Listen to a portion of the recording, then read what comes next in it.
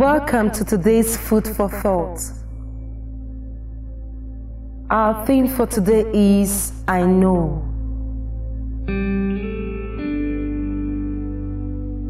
On Saturday, I urgently needed to fix an ashwebi cloth as I needed to wear it for an event. I took the cloth to my tailor and asked him to fix the little opening near the pockets.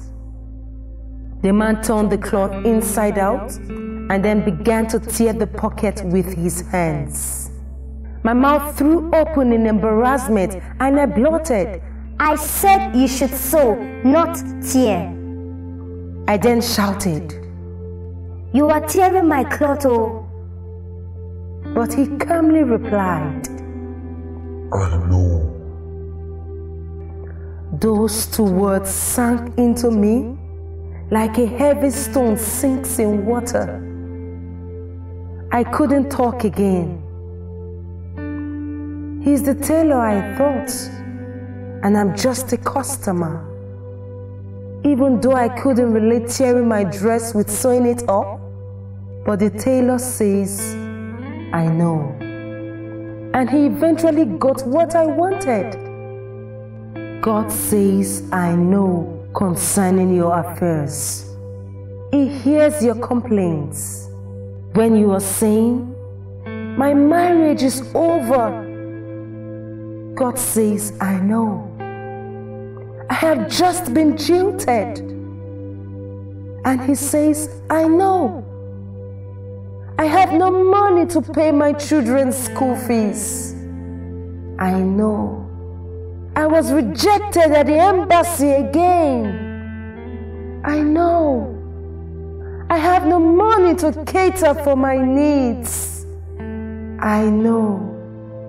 I don't have money to pay my house rent. I know.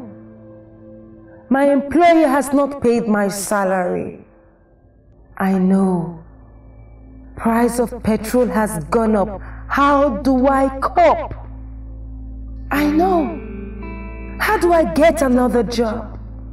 I know. How do I get money to finance my business? I know. So many times, when the Lord is fixing us, He starts by tearing away things around us, tearing our confidence in ourselves, tearing all our wrong philosophies, tearing our pride and fake humility, tearing the things we hold dear, and giving us the things to cherish. The only thing needed is wisdom.